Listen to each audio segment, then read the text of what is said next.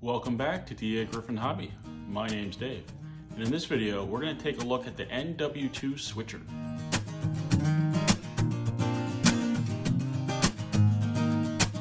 The NW2 Switcher is a classic Lionel piece. The one behind me is the 623 Atchison, Topeka, and Santa Fe unit. Why am I talking about the NW2?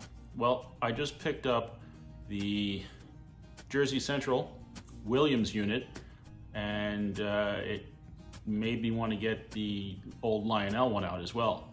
I started thinking about the engine and how I really dislike little clear lamps on the front of it. If it was colored in black and then had lenses of a different color, that would make sense, but clear like that just doesn't make any sense to me.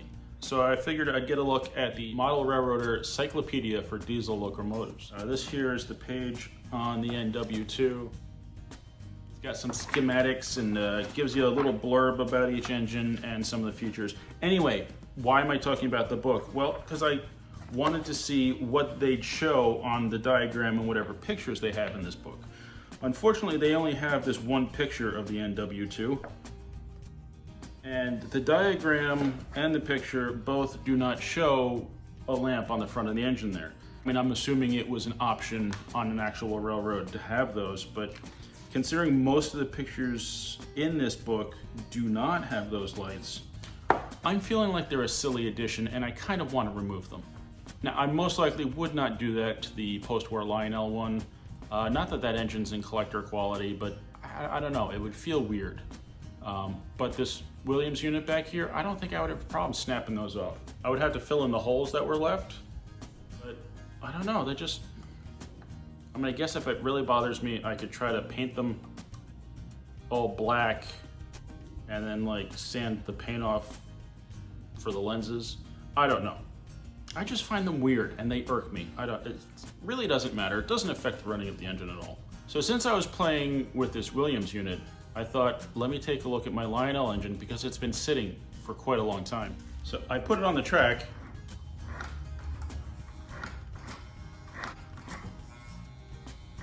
It's not moving. So the first step is flip the engine over and turn these screws a quarter turn, just like the Erie F units.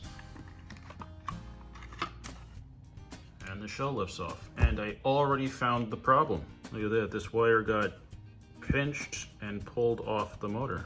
I'm gonna go ahead and fix these wires real quick and get this thing going again. I'm gonna pop off this clip here and shoot it across the room. Lets me move this wire a little bit more. Now, considering it's old, I don't want to move it too much because those connections down there do tend to get brittle. And if you wiggle that around too much, you might break one of those wires. For the time being, I'm just going to do the bare minimum and cut and resolder the blue and the green wire.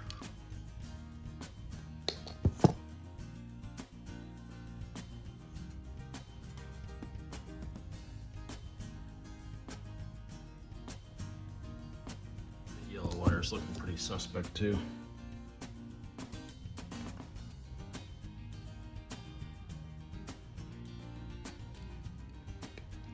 Now, if you're going to resolder the center wire on the motor, be careful that you do not detach this wire coming from the coil, because that is a little harder to see, but it is attached to the same spot as this green wire.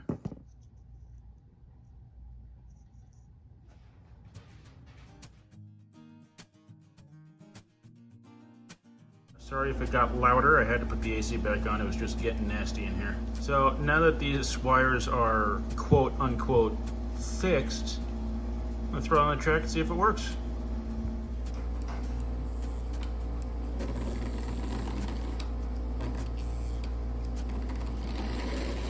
I think this engine definitely needs a complete service, but I just don't have that in me right now. I did what I wanted to do, I got it working again. Now I can run the engine, and that's what I really wanted to do.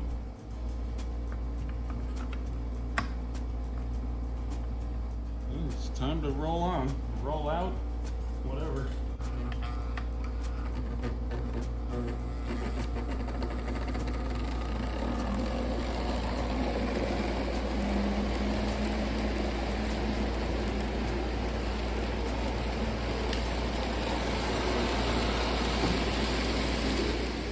This is a Williams engine, Jersey Central 1061. Front coupler is messed up. I'm not sure why it would be like that. I can't seem to straighten it out. So I'm gonna pop the shell off and take a look. I wish the shell came off the same way as it did on the Postwar one, but it looks like there are 4 screws, one in each corner. But, all right, check that out. Dual motor, flywheels, electronics. I'm just gonna ignore those.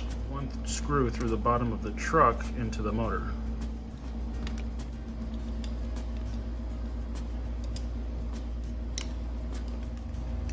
Problems right here. This bar got twisted and pushed on the other side of this piece. It should be going straight across. I push it up and turn it, get it back to where it's supposed to be. There we go. Man, I love an easy fix. And since I'm in here, throw a little grease on it.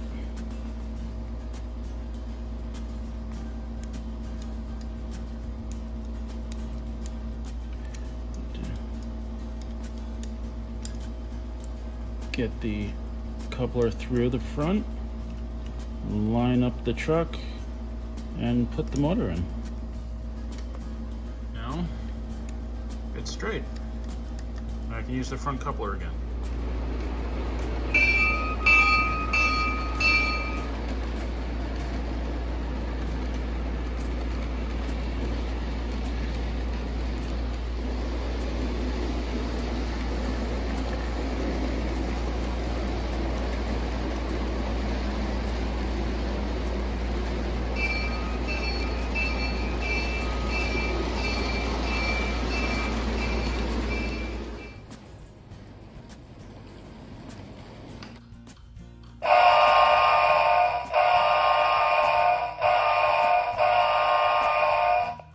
This is a Williams, I believe it's a Williams by Bachmann. I really haven't learned as much about Williams as I would like, so I'm still having a hard time figuring out when exactly the Williams stuff is from, and if it's a Williams or a Williams by Bachmann. I don't really know.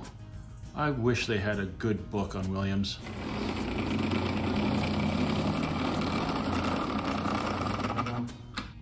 This is the Electromotive Division demonstrator model, 8770. This would be a MPC era engine. This one belonged to my uncle. He is the one that had the amazing layout in his basement that I just stood and drooled over for years when I was a kid. So it's really awesome having this engine as part of the roster.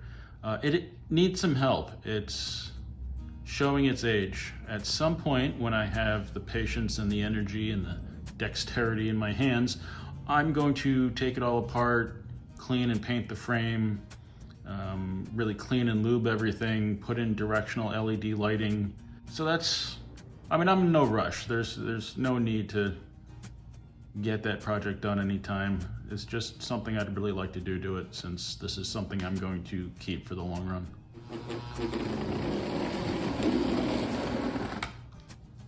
This is my Lionel Postwar 623. I just felt like this was an iconic engine. Just seemed like one that any Postwar collector needed to have.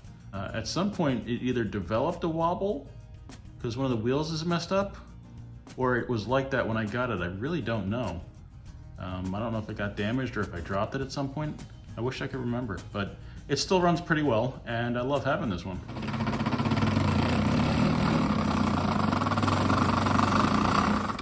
This Lionel 600 I had picked up because it was really cheap, and I figured I would fix it up real quick and sell it for a profit. And then when I got it, it didn't work at all. And after an extensive repair, I did a video on that, and I still get questions as to if it's fixed and how. I just ended up deciding to keep this one. I did another video with this one showing how to do directional lighting. And that was fun. I have directional LED lighting in this one. People still ask about this quite frequently after watching the video. Well, as you can see here, these side frames are loose, and that's not the problem. That's just showing you part of the problem. The whole motor truck is loose like that, and parts are moving around. And this plastic plate here, I've heard people call it the bearing plate, I'm not sure what the actual name is. This point right here, there's a little hole there. That's where the bottom of the armature sits. And the problem with this particular one is that these sides are loose as well, and they move around, causing this plate to move, causing the armature to move up and down too much, and it jams up. I've temporarily fixed it, I don't know if you can see here, by wedging in a business card actually. I think there's 2 pieces here and 1 piece here, and that was just a trial and error. I put a piece on this side, ran it, see if it improved. Put a piece on this side, ran it, see if it improved. And I just went back and forth a few times until I ended up with what I have now. And it works enough. It functions, I can use it, but really that truck needs to be repaired properly, which would either entail taking it completely apart, taking the frames off, taking the frame of the motor apart and cleaning everything and putting it back together. Or kind of see this point in here, there are parts that go through and then are stamped down. And if I can kind of re-stamp those down, maybe with a hammer and a awl or with the press, maybe that would do the job. It's turned out to be an engine that I like to play with, figured out how to do the lighting on it, and at some point I'll take that motor truck apart and fix it up. And since this is the newest engine, I feel like running it. I'm gonna run around the layout a few more times and then call it a night.